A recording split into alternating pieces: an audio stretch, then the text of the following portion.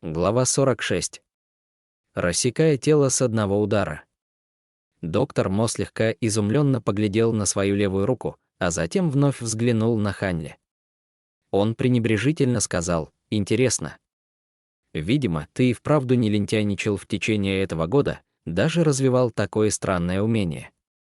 Но ты же не думаешь, что мог бы стать равным мне противником, зная несколько на все случаи жизни навыков? Похоже, я уже довольно долго не дрался. Собственно, размять конечности — неплохая идея. Я разрешаю тебе ударить первым». Ханли не обращал внимания на оскорбление доктора Мо. Он уже решил перехватить инициативу, первым нанеся удар. Как говорится, быть первым значит действовать и использовать любую возможность. Держа короткий меч левой рукой, Ханли занес его перед собой, чем привлек внимание доктора Мо. Он достал из внутреннего кармана белый бумажный мешочек, переложив его на ладонь правой руки. После этого он поднял руку, рассеивая белый порошок из бумажного мешка. В мгновение порошок превратился в густой белый дым, полностью окутав Ханли, делая его фигуру нечеткой. Кроме того, белый дым быстро рассеялся по всему дому, в результате чего комната превратилась в сплошное белое пространство. Даже держа кого-то за руку, увидеть пальцы было невозможно. Ханли исчез в странном дыму. Доктор Мо нахмурился. Такого от Ханли он не ожидал, но в душе он проигнорировал это.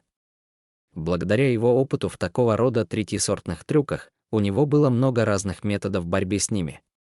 Все так обернулось лишь из-за того, что, боясь, что дым окажется ядовитым, он задержал дыхание. Благодаря его глубокому мастерству, он без проблем мог не дышать в течение 45-75 минут. ХМПФ.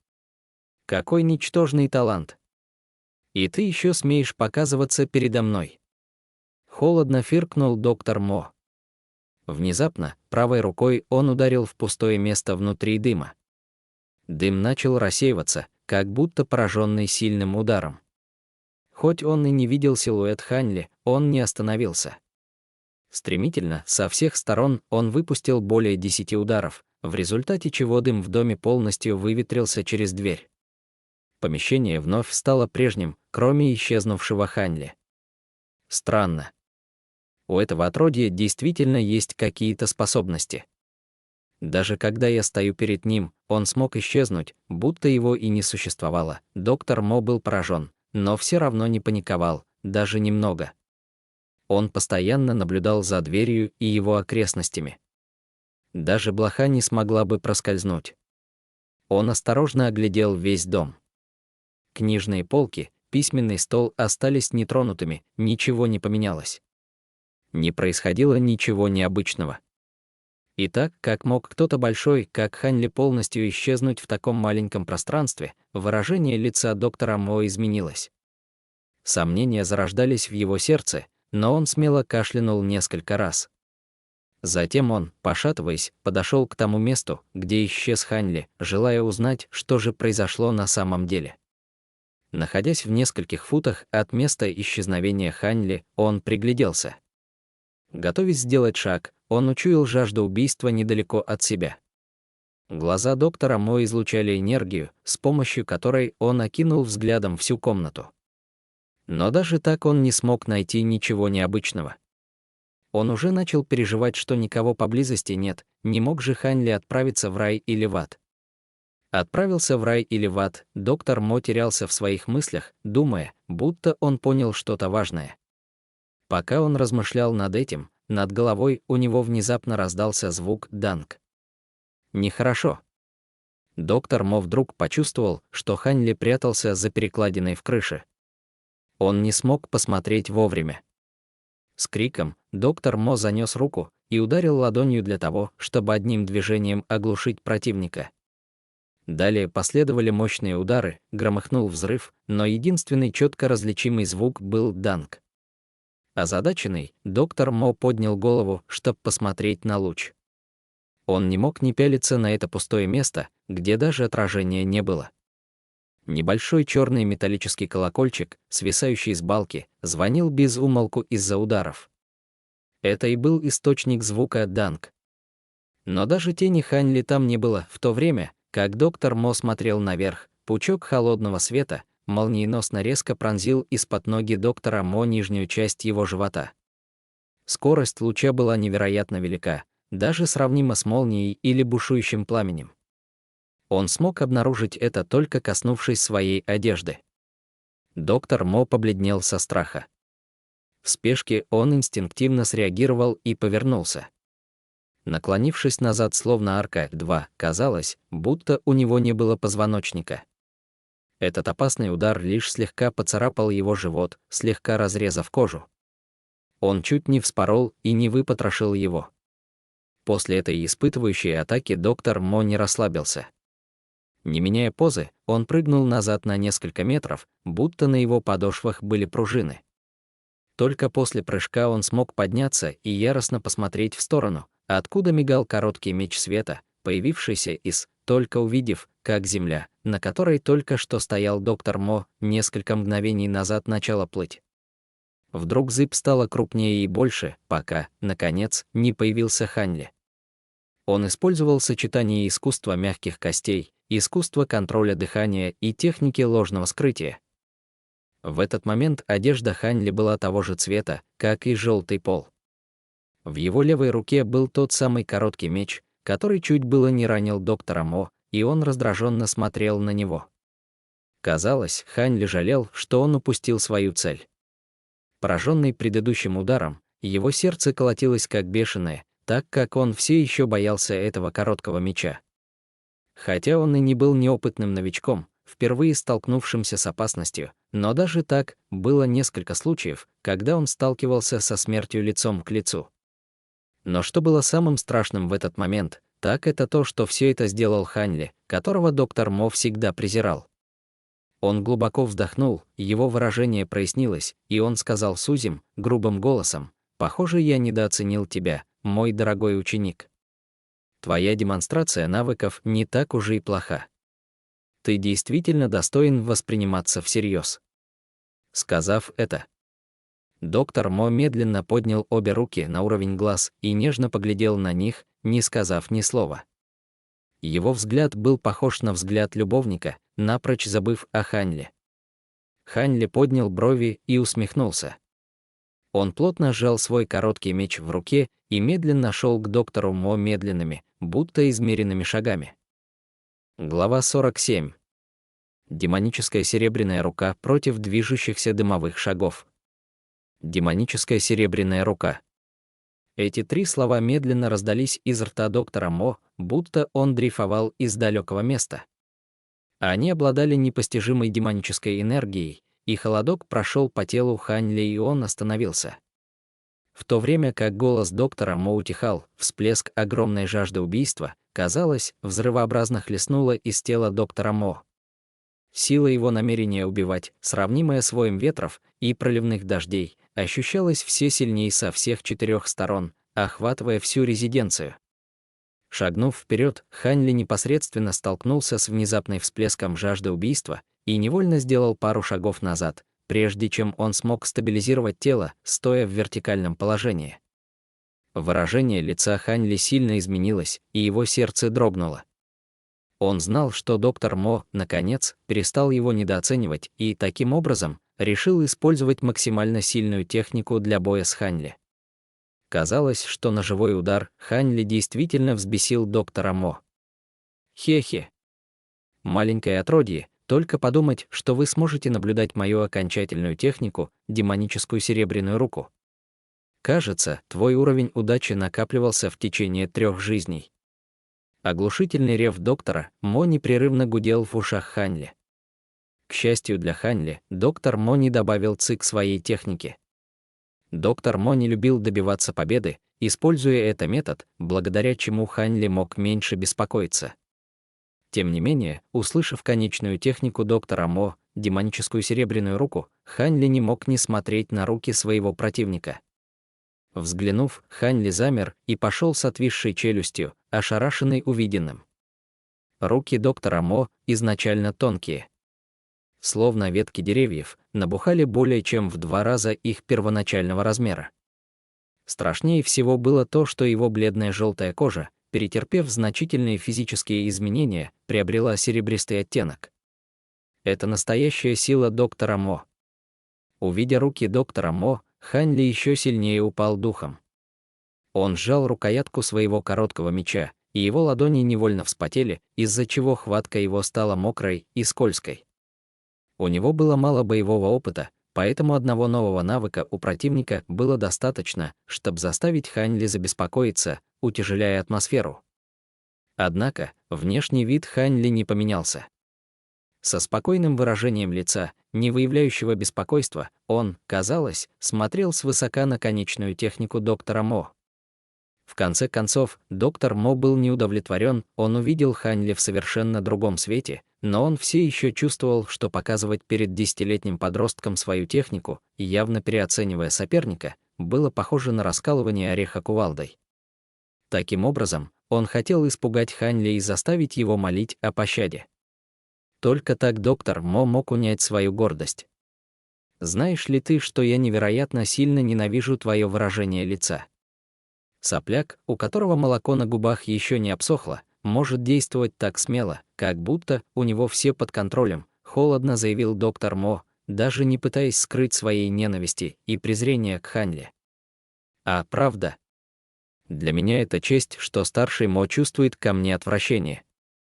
Думаю, в будущем я должен развивать свой талант в этой области, насмешливо ответил Хань Ли, надеясь, что из-за сарказма его противник совершит ошибку и даст ему шанс. Тем не менее, тривиальные намерения Хань Ли были замечены. Доктор Мо замолчал и хлопнул в ладоши, из-за чего раздался звук пэнг, похожий на шлифование металла. Он намеревался вызвать страх в сердце противника. Фигура доктора Мо пошатнулась, он прыгнул в воздух и начал маневрировать своими серебряными руками. Словно бушующий ветер и крепкие горы Тай, он бросился к Хань Ли. Доктор не намеревался тратить много времени для захвата Хань Ли. Он хотел высвободить всю силу своей конечной техники с одного удара. С серьезным лицом Хань Ли сосредоточился на атакующей позиции доктора Мо. Когда доктор подпрыгнул, Хань Ли поднял руки к слабому месту любого человека, к шее. Доктор Мо чуть вытаращил глаза, увидя, насколько дерзким был Хань Ли. Хань Ли серьезно встретит такую жесткую атаку атакой в лоб. Доктор Мо не мог не радоваться и маниакально засмеялся. «Иди к черту!» Одной рукой он хотел поймать короткий меч Хань Ли, а вторая рука была направлена к лопатке Хань Ли. Обе руки с пугающей скоростью рассекали воздух. Тем не менее, хотя удар ладонью в лопатку Хань Ли выглядел тираничным и ужасающим, доктор Мо использовал лишь половину своей силы, которая полностью противоположна с его выкриком ранее. Он беспокоился, что может смертельно ранить Хань Ли и из-за этого не сможет использовать его в своих планах. Хань Ли, разумеется, не знал этого и, по существу, очень серьезно рассматривал нападение. Он никак не мог использовать свое собственное тело, чтобы проверить прочность серебряных рук своего противника. Вместо этого он слегка потряс его за запястье, сокращая путь для короткого меча по горизонтали вместо рисования кругов в воздухе. Он хотел использовать это движение для защиты верхней половины тела. Доктор Мо фыркнул, но траектория его удара не изменилась, по-прежнему жестоко преследуя короткий меч без намерения уклониться. Данг. Раздался хрустящий звук, так как короткий меч Хань Ли полоснул по серебристой ладони, вследствие чего полетели искры. Тем не менее, меч не смог оставить на руке доктора Мо ни царапины. Доктор Мо этим воспользовался. Перевернув свою ладонь, он притянул палец и щелкнул об короткий меч Хань Ли, не давая Хань Ли шанса втянуть свое оружие. Почувствовав взрывную дрожь, часть лезвия меча Хань Ли сломалась и далеко улетела, воткнувшись в стену. Другая серебристая рука, сформировавшись в клешню, выгнулась в сторону лопатки Хань Ли в надежде, чтобы запечатать движение Хань Ли поймать его живым. Хотя ситуация и стремительно ухудшалась, но Хань Ли не подавал признаков паники. Он слегка дернул плечами и рванул вперед так, что его тело перед глазами доктора Мо превратилось в столб дыма. Увидев такую исчезающую технику, доктор Мо застыл в шоке. Тем не менее, он продолжил свою атаку, держа обе руки перед собой, словно щит, чтобы сдержать и блокировать дым. Он не хотел позволить Ханьли уйти. Дым действительно был аномальным, мгновение он колебался, а потом бросался на все 4 стороны, как будто размышляя, в каком направлении убегать. Он двинулся в другой угол и уклонился от щита. В мгновение Агдым помчался в сторону крайнего левого угла дома доктора Мо, остановившись и превратившись в Ханьли. Глава 48. Вранье. Доктор Мо мягко приземлился в том месте, где первоначально стоял Ханьли. Без передышки он повернулся лицом к Ханьли. Гордый взгляд на лице доктора Мо сменился шоком. В это время Ханьли чувствовал себя не очень хорошо. Он продолжал глубоко дышать, на лбу выступила испарина. Несмотря на его бледное лицо, щеки его вспыхнули странным красным цветом. Все эти признаки указывали на один факт: метод уклонения, использованный Ханьли для спасения своей жизни, потреблял большое количество энергии. Весьма вероятно, что он не сможет повторить эту технику в следующий раз. Сделав глубокий вдох, Ханьли попытался расслабиться, чтобы облегчить напряжение мышц от движущихся дымовых шагов. Все, что он мог сделать теперь, это восстановить большую часть своей энергии так, чтобы иметь больше шансов на победу в следующем бою. Ханьли взглянул вниз на свою левую руку, которая все еще слегка тряслась. Орудуя своим коротким мечом, он не мог не использовать левую руку, которая все еще была онемевшей. Казалось, что вся тяжелая работа, его тренировки владения рапирой левой рукой, все оказалось напрасным. В остальной части боя он мог рассчитывать лишь на правую руку. Подумав об этом, он горько усмехнулся про себя. Он использовал большую часть своей энергии и больше не мог использовать необыкновенную технику движущихся дымовых шагов. Хуже того, во время битвы он мог использовать только правую руку. Пока ситуация не стала еще более удручающей, он решил использовать свой козырь. Ханьли посмотрел на солнце на улице, оценив его позицию, и подумал, что сейчас подходящее время для исполнения своей следующей техники. Он вновь взглянул на застрявший в стене короткий меч и понял, что достать оружие было невозможно. Доктор Мо не позволил бы ему пойти и взять его. Ханьли, побормотав немного, вытащил другое оружие из своего мешка. Этот был тоже короткий, длиной в половину фута, меч с ножнами, но так как он был слишком короткий, было бы уместно назвать его крестиком, а не мечом. Когда он вынул его из ножен, он выглядел как обычный кинжал с невероятно толстым лезвием, отполированным и заостренным. Ханьли бросил ножны в сторону и взял кинжал правой рукой. Он протянул правую руку, показывая кинжалом на доктора Мо в атакующей позиции. Доктор Мо видел, что делает Ханьли, но не спешил атаковать. Он заложил обе руки за спину и с добрым лицом начал говорить: «Ханьли, ты меня удивил, неоднократно увернувшись от моих атак, но ты же не думай, что твоя удача будет длиться вечно. Использованная тобой техника движения очень хороша, но она имеет свои ограничения. Судя по твоей физической силе, ты больше не сможешь повторить это. Просто сдайтесь, как ты должен был поступить изначально. Ты должен были увидеть, что я не хочу серьезно навредить тебе. Просто послушай меня, может быть, это не будет настолько ужасно, как ты думал». По телу Ханьли пробежали мурашки, увидя, как отношение доктора Мо к нему изменилось. Нежный учитель превратился в бессердечную и бесчувственную фигуру. Теперь он использовал значимые и искренние слова, чтобы попытаться убедить Ханьли сдаться, тот не знал, что и сказать. Доктор Мо действительно думает, что Ханьли настолько глуп, что попасться на такую очевидную ложь, тем не менее, его слова придали Ханьли некоторую уверенность. Доктор Мо не использовал бы эту детскую уловку для обмана Ханьли, если бы не был в отчаянии. Ханьли на некоторое время серьезно задумался. Потом он покачал головой. Не говоря ни слова, он взмахнул кинжалом перед доктором Мо, показывая свой отказ. Вены у доктора Мо на лбу набухли. Увидев, как Ханьли проигнорировал его слова и использовал свое оружие, чтобы спровоцировать его, доктор Мо больше не мог сдержать свой гнев. Ты понятия не имеешь, что хорошо для тебя». Он быстро сделал большой шаг вперед и свирепо сказал: «Так близко. И все же так далеко друг от друга». Внезапно доктор Мо проворно сдвинулся к расстоянию в нескольких шагах от Ханьли, будто он был способен сокращать пространство, навык, вызывавший чрезвычайный страх у его свидетелей. Ханьли тоже был в состоянии крайнего шока, отобразившегося на его лице. Он быстро отступил на 2 шага назад, увеличивая расстояние между ним и доктором Мо, горизонтально размахивая кинжалом перед собой. Лезвие сливалось в танец холодного света в воздухе, блокируя путь вперед доктору Мо. Будто Ханьли свои прошлые страдания после того, как непосредственно столкнулся с доктором Мо. Доктор Мо холодно рассмеялся. Конечно, он не будет напоминать своему противнику. Он разъединил свои ладони и напал на Ханьли с 2 сторон, совершенно не обращая внимания на странные движения кинжалом. Поскольку 2 серебристые руки приблизились к лучам света, излучаемых движениями кинжала, раздался яркий смех, похожий на смех охотника, когда он наблюдает, как его жертва делает шаг в ловушку, которая была заранее подготовлена.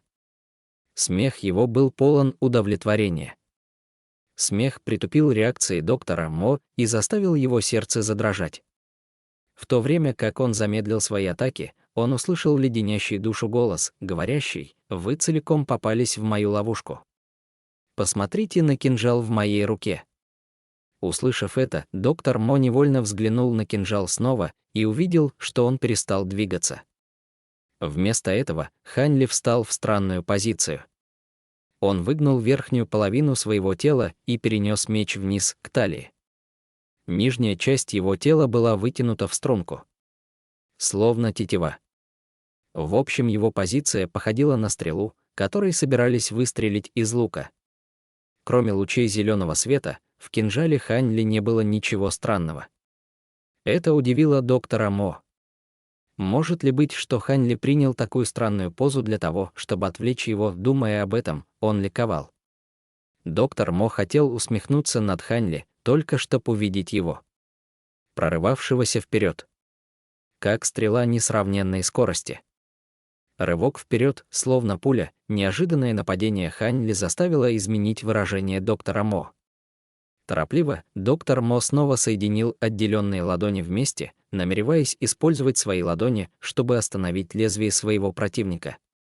Как ни странно, кинжал лишь слегка дрогнул и как-то трансформировался в более 10 кинжалов, которые двигались с разных направлений в воздухе в сторону доктора Мо. Доктор Мо громко фыркнул. В его сердце оценка Ханьли упала на несколько градусов. Перед таким экспертом, как он, Ханьли в самом деле решил использовать такую обычную технику. Разве это не было равноценно смерти? Доктор Мо мог с первого взгляда сказать, где находится настоящий кинжал. Таким образом, скосив глаза, нацелясь найти положение настоящего кинжала. Он увеличил скорость атаки с целью разбить реальный меч на куски, желая оставить Ханьли без оружия. Глава 49. Спрятанный внутри тайного убежища. После того, как обе стороны были готовы вступить в контакт, Ханьли слегка переместил край своего кинжала. Угол его клинка был немного сдвинут, но в глазах доктора Мо весь его мир превратился в хаос из-за такого, казалось бы, минускула, но эти изменения сотрясли землю. Небольшой свет, отраженный от края кинжала, неожиданно породил дюжину чрезвычайно ослепительных белых шаров света. Сияние было несравненно интенсивное, и доктор Мо не мог остановить лучи света, попадающие ему прямо в глаза. Нехорошо. Он тайно выругался в сердцах, поспешно отступив назад, сразу же закрыв глаза. Но к тому времени было уже слишком поздно. Белый свет уже был в его глазах и мешал ему атаковать. В этот момент доктор Мо почувствовал, как глаза его нагреваются, и глазные яблоки начали беспрестанно болеть. Слезы без остановки текли из его глаз, и у него не было времени, чтобы вытереть их.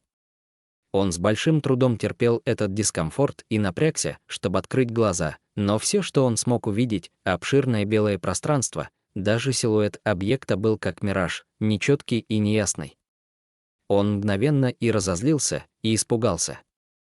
Из-за своей собственной невнимательности он, к сожалению, в очередной раз попал в хитрую ловушку своего соперника. Тем не менее, доктор Мо довольно долго путешествовал по стране, и у него был большой опыт решения различных видов опасных ситуаций. Он последовательно отступил на несколько шагов назад, чтобы попытаться выиграть на некотором расстоянии от Хань Ли немного времени для восстановления. Одновременно он поднял свои руки и быстро начал мазать ими перед собой. Полагаясь на демоническую серебряную руку, он защищал важнейшие точки его туловища. Он уже решил, что как только его глаза восстановятся, то он не станет брать на себя инициативу атаковать. Прежде чем сделать следующий ход или любую наступательную атаку, ему надо снова ясно видеть. Доктор Мо осознавал, что он снова попался в ловушку этого отродья. Теперь доктор Мо уже не чувствовал презрения к Хань Ли. Уровень опасности в его сражении против Хань Ли не уступает боям жизни и смерти против грозных соперников из его ранних лет. Несмотря на то, что доктор Мо не мог видеть движения Хань Ли, он пошевелил ушами и напряженно прислушивался, стараясь использовать свой слух, чтобы определить следующий шаг Хань Ли. Внезапно доктор Мо увидел мелькание теней. Вскоре после этого раздался резкий шум и всплеск холодного ветра, исходящего из его передней. Пытаясь убить Хань Ли, доктор Мо не паниковал, более того, он был в восторге. Стратегия Хань Ли была несколько наивна. Вот если бы Хань Ли тихо спрятался около стены, чтобы совершить подлую атаку, то тогда доктор Мо действительно бы заволновался. Тем не менее, бояться лобовой атаки было нечего. Он уже сделал слух своей точкой восприятия, способной различать звуки ветра, удара кинжала и даже атаки иглой он мог отлично услышать. Доктор Мо отчетливо услышал шум, но рука его намеренно замедлилась, чтобы открыть небольшое пространство перед ним. Конечно же, неожиданная атака сразу же изменила направление, отклоняясь от своего первоначального пути и ринулась к его горлу. Доктор Мо отвратительно усмехнулся. Он двинул правой рукой, которая все это время ждала, и сделал шаг. Он крепко схватился за край лезвия, будто он никогда его не боялся. Хань Ли предполагал такой поворот событий и яростно пытался несколько раз вытащить кинжал. Но кинжал был во власти демонической серебряной руки и не сдвинулся с места, и Хань Ли лишь тратил свои усилия попусту. Доктор Мо был немного горд собой, но он не мог и на секунду расслабиться, так как боялся, что Хань Ли воспользуется этим, схватит кинжал и убежит. Пренебрегая зрением, доктор Мо резко двинулся, используя 100% силы правой руки. Он дернул кинжалом в сторону, планируя оттащить Хань Ли подальше от передней и лично удерживать его. Но вместо этого доктор Мо почувствовал, что его рука была как свет, как перышко, будто он ничего не держал. Он был сильно поражен. Он определенно схватил край лезвия, так как его рука могла быть настолько легкой. Даже если бы Хань Ли удалось ослабить и выхватить кинжал из рук доктора Мо, это не могло сделать его руки такими легкими. У доктора Мо было недостаточно времени на размышления. Его тело действовало на рефлексе, и он уклонялся, маневрировав. Тотчас он опустил свою голову, наклонившись изо всех сил. Его шея согнулась в неестественный угол в попытке избежать фатальной атаки. Многолетние жестокие тренировки абсолютных навыков доктора Мо, наконец, продемонстрировали свою полезность.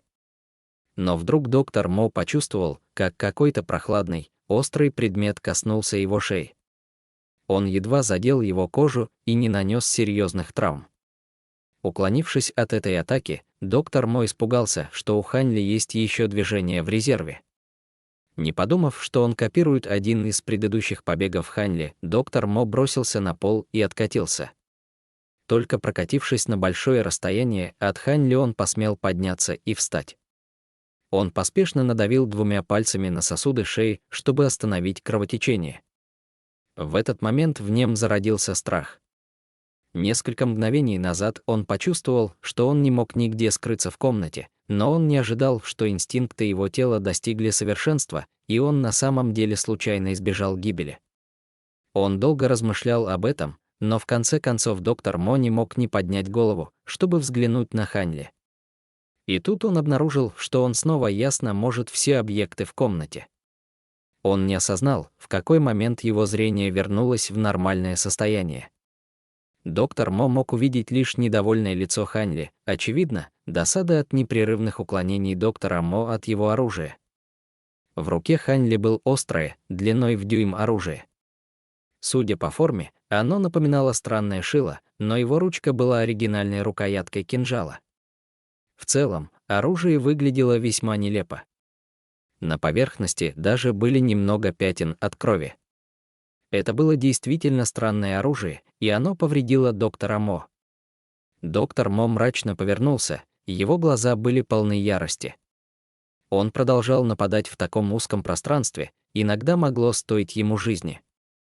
Доктор Мо начал терять терпение и мог вот-вот лопнуть от гнева, но тут он заметил, что его правая рука еще удерживала что-то. Он взглянул вниз и увидел неподвижное лезвие. Он слегка поднял его, чтобы посмотреть поближе. Внезапно он понял, что лезвие было пустым, пространство внутри имело форму острого шила. Это лезвие было лишь прикрытием для скрытого использования шила. Благодаря этому открытию ярость, что только что наполняла его сердце, полностью погасла. Глава 50. Благоуханная намотка шелка. Доктор Мо наконец понял, почему Ханьли решительно хотел оставить дверь открытой, когда вошел в комнату. Просьба Ханьли предзнаменовала его потребность в солнечном свете. Противник доктора Мо был еще в столько юном возрасте. Как он мог все сделать так тщательно? Этой тщательно рассчитываемой зловещей цепочке событий старый и опытный Цзян Ху был не в состоянии сопротивляться. Глубокие расчеты Ханьли не соответствовали его возрасту и опыту. Может ли быть, что он был по-настоящему гений? Возможно, даже перевоплотившийся вундеркинд, Ханьли также не знал, почему доктор Мо просто смотрел на него, без намерений атаковать. На короткое время обе стороны молча решили прекратить бой. Они тревожно смотрели друг на друга. После этого мгновения в неловкой атмосфере внезапно Ханьли заговорил. Его предложение отвлечет и ошарашит доктора Мо. «Старший Мо, почему бы нам не помириться? Или мне сдаться? Что вы думаете?» Сказав это, Ханьли опустил руки. Он открыто бросил свое оружие и посмотрел на доктора Мо с улыбкой, обнажая ряд чисто белых зубов. Просто так он изменился в простого честного деревенского мальчика. Сдаться? Сначала доктор подумал, что уши его подводят. Однако его реакция была незамедлительна. Глядя на выброшенное оружие Ханьли, он ни на секунду не поверил, поэтому яростно спросил: «Какой твой план? Не думай, что я поверю в твою ложь. Ты хочешь сдаться? Ты мог бы это сделать с самого начала. Нет необходимости ждать, пока после того, как мы стали непримиримыми противниками. Что еще осталось у тебя в рукаве?» Ханьли посмотрел на доктора Мо с улыбкой и молчал. Вместо этого он, казалось, молча соглашался на его критику. И эти двое вновь погрузились в конфронтацию. Немногим после доктор Мо, казалось, подумал о чем-то очень смешном. Он неожиданно поднялся и, схватившись обеими руками за живот, засмеялся в верхней части своих легких. Он не сдерживал свой смех, и слезы потекли из уголков его глаз. Ха-ха. Ха. Ха-ха. Действительно. Это в самом деле интересно. Я совсем забыл такой важный аспект. Я на самом деле был мишенью твоих ловушек, двусмысленно сказал между его бессвязным смехом доктор Мо. Ханьли сморщил лоб, но спустя пару мгновений вновь разгладил его. Когда он взглянул в окно, лицо его расплылось в широкой улыбке, и он спокойно сказал: «Старший Мо, не чувствуете ли вы, что эта пауза слишком затянулась? Я имею в виду, пора заканчивать это». Доктор Мо немного отвлекся и остановил свой сердечный смех. Он медленно выпрямился и напряг лицо. Он невозмутимо смотрел на Ханьли в течение довольно долгого времени, прежде чем холодно ответить: Я тоже чувствую, что настало время заканчивать. Они вдвоем скоропостижно рассчитали их соответствующие шансы на успех. В считанные доли секунды они одновременно поняли, что должны заставить противника раскрыть свои карты. После минуты неловкого молчания Хань Ли медленно раскрыл рот. Он не думал ни о чем другом, кроме уверенности в состоянии заставить доктора Мо признать поражение. «Старший Мо, знаете ли вы, что ваша жизнь уже в моих руках?» Слова Хань Ли могли совершенно изумить человека. «Моя жизнь в твоих руках». Доктор Мо усмехнулся, лицо его выражало недоверие. «Не думаете ли вы, что ваша рана немного своеобразна?» «Нонсенс». Я внимательно смотрел на него. «У твоего крестика нет». Доктор Мо отказывался верить в его слова, но на половине своего ответа выражение его лица сильно изменилось. Он вспомнил, что рану ему нанес не кинжал, а скрытое шило. «Кажется, дальше я могу не объяснять». Старший Мо уже понял меня. Хань Ли посмотрел на доктора Мо, усмехнувшись. «Даже если я был отравлен, ты забыл. Это я научил тебя этим медицинским методам. Не существует яда, которого я не смогу вывести», — спокойно сказал доктор Мо. Лицо его сразу же вернулось в обычное состояние. «Хе-хе. Забыл сказать. Яд, который был на клинке, называется благоуханная намотка шелка». Благоуханная намотка шелка. Из рта доктора Мо вырвался мягкий крик удивления. Это уже значительно превзошло его ожидания. Правильно, старший Мо наверняка знает, насколько трудно бороться с этим ядом. Бред, как ты мог приготовить такой яд? Я не разглашал даже ингредиент из этой формулы. Снаружи доктор Мо был все еще серьезным, и он, казалось, остался при своем мнении после слов Хань Ли. Тем не менее, из-за странного ощущения из раны, в душе он уже был уверен, что Хань Ли каким-то образом удалось состряпать яд. Видя, что доктор Мо до сих пор не признал поражения, Хань Ли вздохнул. Он был вынужден дальше объяснять. «Вы уже давно забыли, что у меня был полный доступ к вашей библиотеке. Этот рецепт подсунули в малоизвестную медицинскую книжку, но если бы я не был внимателен, боюсь, что я бы пропустил его». Доктор Мо вспомнил этот факт. Еще первоначально получив этот рецепт, он вскользь положил подробную копию лекарственной формулы в случайную книгу, так как он боялся, что он забудет этот запутанный рецепт, который требует слишком много ингредиентов. Позже он совершенно забыл об этом листке бумаги, потому что у него было слишком много незавершенных дел. Он не ожидал, что это пойдет на пользу Хань Ли и причинит ему такой огромный вред. Мы должны присесть и начать надлежащую дискуссию. Давайте пожмем друг другу руки и заключим мир. Уверенно сказал Хань Ли. ГМ. Доктор Мо не обращал внимания на Хань Ли, его мозг пытался вспомнить последствия благоуханной намотки шелка. Благоуханная намотка шелка. Это название не звучало устрашающе даже немного. Мысля мимоходом, люди даже нашли в этом что-то элегантное и романтичное. Тем не менее, его ядовитая сила была сравнима с тоской увлечения женщиной, невыносимая и глубочайшая.